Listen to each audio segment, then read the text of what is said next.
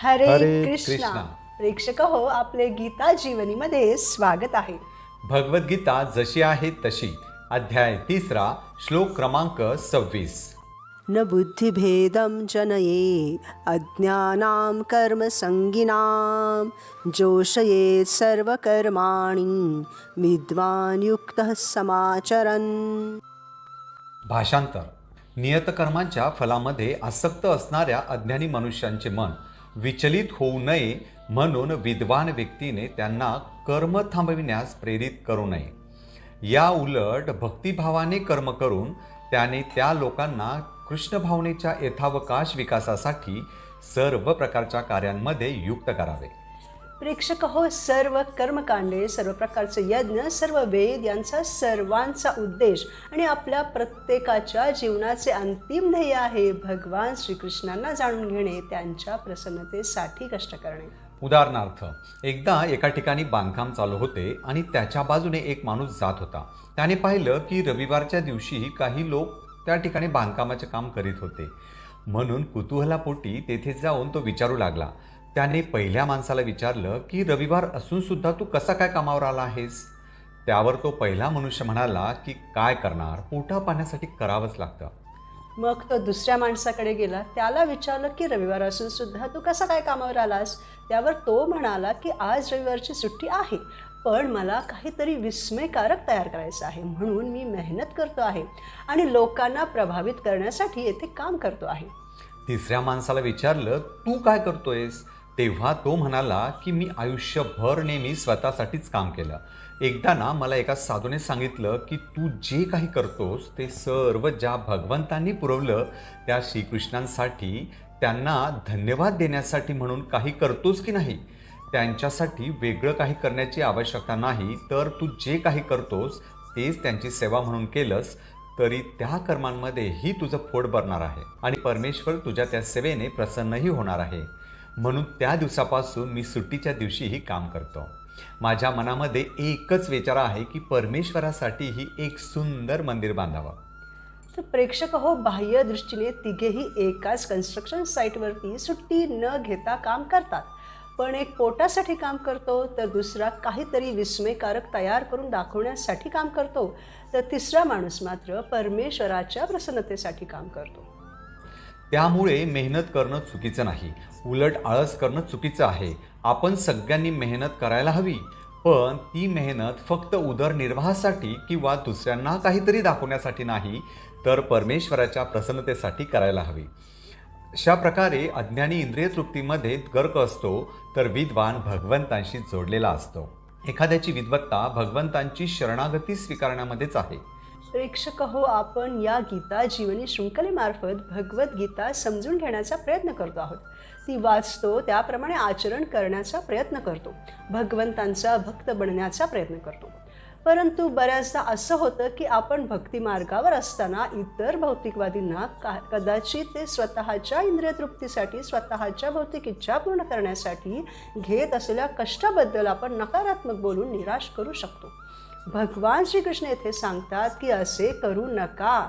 आपण समोरच्याला निरुत्साहित करू नये, तर विद्वान व्यक्तीने त्यांच्या त्याच कष्टाला भगवंतांकडे वळवून त्यांना शाश्वतरित्या आनंद प्रदान केला पाहिजे.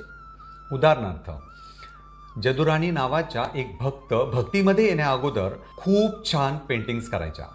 तर त्यांची ती कला प्रभुपादांनी कृष्ण भावनामृतामध्ये वापरली आणि त्यांना श्रीकृष्णांचे सुंदर पेंटिंग्स काढण्यासाठी सांगितले.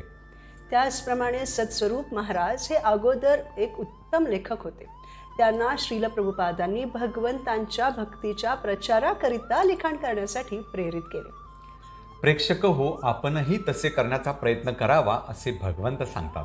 कारण या भौतिक जगामध्ये असे खूप सारे लोक आहेत जे भौतिक इच्छा धरून असतात. ही खूपच स्वाभाविक गोष्ट आहे म्हणा, कारण हे पूर्ण भौतिक जगतच भौतिक इच्छांनी भरलेले आहे. अशा प्रकारच्या भौतिक इच्छांची तृप्ती करता यावी म्हणूनच तर हे लोक सकाम कर्मांमध्ये अडकलेले असतात, कर्मकांड करतात. उदाहरणार्थ, दुर्योधनाच्या बाजूने जे कोणी युद्धासाठी आतुर होते ते सर्व सकाम कर्मांनी आसक्त होते. त्याबद्दल श्रीकृष्ण सांगतात की ते सर्व योद्धे कर्मफळांची इच्छा ठेवून होते की ते जेव्हा या युद्धामध्ये प्राण त्यागतील तेव्हा ते स्वर्गाची प्राप्ती करून घेतील. म्हणून श्रीकृष्ण म्हणतात की मग त्यांना स्वर्गात जाण्यापासून आपण का रोखावे, तर त्यांना स्वर्गात जाऊ दिले पाहिजे. परंतु प्रेक्षक हो, वैदिक कर्मकांडांद्वारे आणि सकाम कर्मांमुळे मनुष्य क्रमशः हळूहळू कृष्ण भावनेप्रत उन्नत होतो.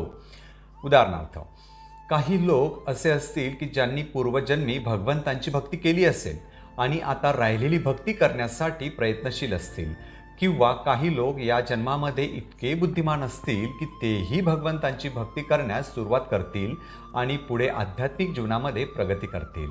परंतु काही लोक मात्र तसे न करता हळूहळू या मार्गाकडे येतील. उदाहरणार्थ, कोणी रेल्वे स्टेशनवर उतरेल, प्लॅटफॉर्मवर येईल, तेथून बाहेर येईल, तेथून टॅक्सी पकडेल आणि घरी निघून जाईल.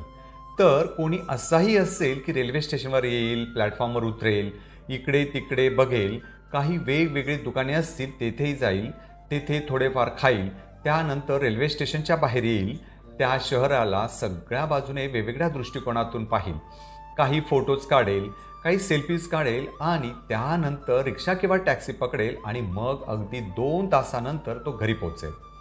प्रेक्षक हो, घरी तर दोघांनाही पोहोचायचं आहे, पण कोणी कोणी सरळ घरी जाईल तर कोणी रमत गमत घरी जाईल, बरोबर. तर भगवंत येथे सांगतात की असे जे हळूहळू प्रगती करणारे आहेत त्यांना जबरदस्ती करू नका. अशा लोकांसाठी वेद, पुराण, कर्मकांड आहेत. म्हणून कृष्ण भावनेतील आत्मसाक्षात्कारी मनुष्याने इतरांना त्यांच्या कर्मांपासून विचलित करू नये किंवा त्यांचा बुद्धिभेद करू नये, तर सर्व कर्मांचे फळ श्रीकृष्णांच्या सेवेमध्ये कसे अर्पण करता येते हे त्यांनी आपल्या आचरणाद्वारे दाखवून द्यावे. प्रेक्षक हो, भगवान श्रीकृष्ण म्हणतात की अशा सकाम कर्मींना भक्तांनी जाऊन तुम्ही जे काही करत आहात ते चुकीचे आहे, अशाश्वत आहे, ते करू नका वगैरे गोष्टी सांगू नयेत.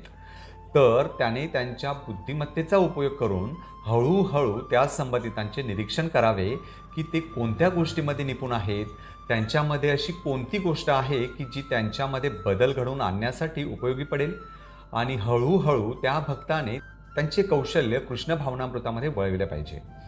उदाहरणार्थ, जॉर्ज हॅरिसन जो एक प्रसिद्ध गायक होता, तो जेव्हा प्रभुपादांना भेटला तेव्हा तो त्यांची इतरांशी असणारी वागणूक, त्यांची जीवनशैली, त्यांची साधना, त्यांच्या चेहऱ्यावरील तो शाश्वत आनंद पाहून प्रभावित झाला आणि म्हणाला, मीही माझ्या सर्वस्वाचा त्याग करून ब्रह्मचर्य आश्रम स्वीकारतो, तुमच्या या हरे कृष्ण आंदोलनामध्ये सामील होतो.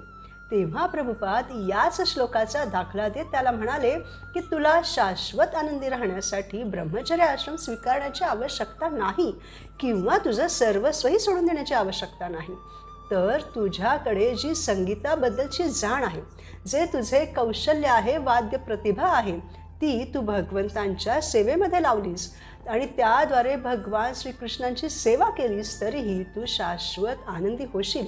आणि एवढंच नाही तर त्याद्वारे तू तुझे जे लाखो अनुयायी आहेत त्यांनाही कृष्ण भक्तीमध्ये आणून तोच शाश्वत आनंद प्रदान करू शकशील. कारण भक्तांनो, जेव्हा कोणी प्रसिद्ध व्यक्ती काही करते तेव्हा त्याच्या सर्व अनुयायांनाही तेच करण्याची इच्छा असते. उदाहरणार्थ, इस्रोचे अध्यक्ष एस सोमनाथ यांचे चांद्रयान-3 बद्दलचे प्रभावशाली कर्तृत्व पाहून अनेक शास्त्रज्ञांनाही त्यांच्याकडून प्रेरणा मिळाली आणि पुढील कार्यामध्ये रुजू झाले. म्हणून येथेही श्रील प्रभुपाद जॉर्ज हॅरिसनला सांगतात की तू भक्तिपथावर येण्यासाठी तयार आहेस, कारण तुला तो शाश्वत आनंद हवा आहे आणि नंतर तुला तोच शाश्वत आनंद इतरांना, तुझ्या संबंधितांना मिळावा अशी इच्छाही असणारच. परंतु तुझे अनुयायी त्यासाठी तयार नाहीत. त्यामुळे आपण त्यांच्या इंद्रियतृप्तीपासून त्यांना विचलित न करता अगोदर तू भक्तिमय कार्य केल्याने आणि त्यांनाही ते करण्यासाठी प्रोत्साहित केल्याने तेही तुझ्या पावलांवर पाऊल ठेवून भगवंतांचे भक्त बनतील आणि शाश्वत आनंदीही होतील. त्यानंतर मग प्रभुपादांनी जे स्वतःही भगवंतांवर प्रेम करतात त्यांनी दिलेल्या अनमोल मार्गदर्शनानुसार जॉर्ज हॅरिसन हे त्यांचे कौशल्य भगवंतांच्या सेवेत लावले. ते कृष्णांप्रती आकर्षित झाले आणि मग त्यांनी भगवंतांवर अतिशय मधुर गीते गाण्यास सुरुवात केली आणि त्यांच्या प्रेक्षकांना प्रभावित केले. ते त्यांच्या नकळतपणे हरे कृष्ण महामंत्र गाऊ लागले आणि हळूहळू ते सर्व भगवंतांचे शुद्ध भक्त झाले. त्याचप्रमाणे प्रेक्षक हो, आपणही आपल्या कुटुंबातील लोक जर कृष्ण भावनेमध्ये येण्यास तयार नसतील आणि सकाम कर्मांमध्येच गुंग असतील तरी, समजा कोणी खूप छान स्वयंपाक बनवित असेल तर आपण ही व्यक्ती स्वतःच्या इंद्रियतृप्तीसाठी स्वयंपाक बनवते म्हणून तिला थांबवण्यापेक्षा तिला आपण भगवंतांसाठी स्वयंपाक बनवण्यासाठी प्रेरित करू शकतो. त्या सात्विक अन्नाचा भगवंतांना भोग दाखवून मग तो प्रसाद तिला ग्रहण करण्यास देऊ शकतो. हे का करायचे? कारण आपण सर्वांनीच हा अनुभव नक्कीच घेतलेला आहे की एखादी स्त्री नेहमीप्रमाणे नाश्त्यासाठी शिरा बनवते आणि त्याच पद्धतीने ती कधीतरी सत्यनारायणाच्या पूजेसाठीही शिरा बनवते. पण त्या प्रसादाला मात्र नेहमी केलेल्या शिऱ्यापेक्षा नक्कीच एक वेगळीच दिव्य चव असते, हो की नाही? का? कारण त्या प्रसादामार्फत भगवंत आपल्यावर त्यांच्या अहेतुक कृपेचा वर्षाव करीत असतात.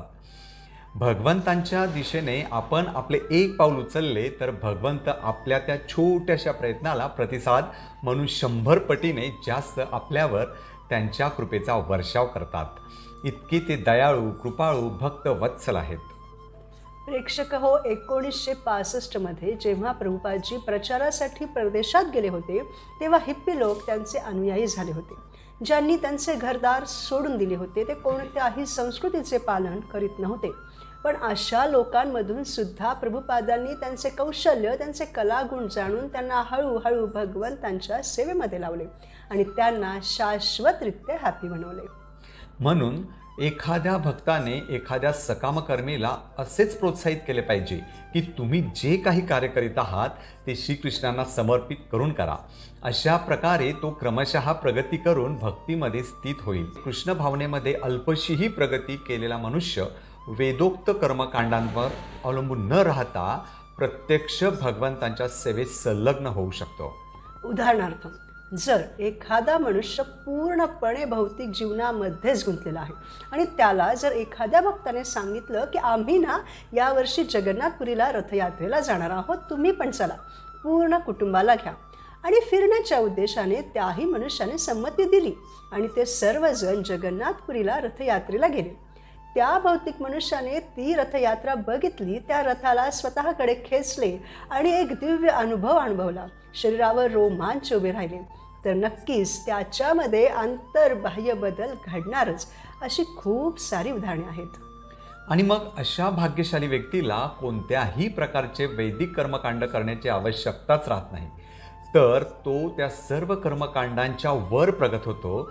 कारण विहित कर्मांचे पालन केल्यामुळे प्राप्त होणाऱ्या सर्व फळांची प्राप्ती त्याला प्रत्यक्ष कृष्ण भावनेद्वारे होऊ शकते.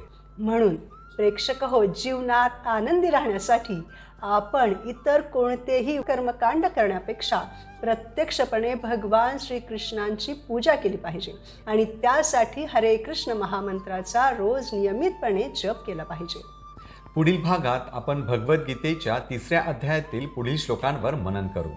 सर्व कर्मे श्रीकृष्णांची सेवा समजून कशी करता येतील हे स्वतःच्या आचरणाद्वारे दाखवूयात. कृष्ण भावना भावित होऊयात. धन्यवाद. हरे कृष्ण.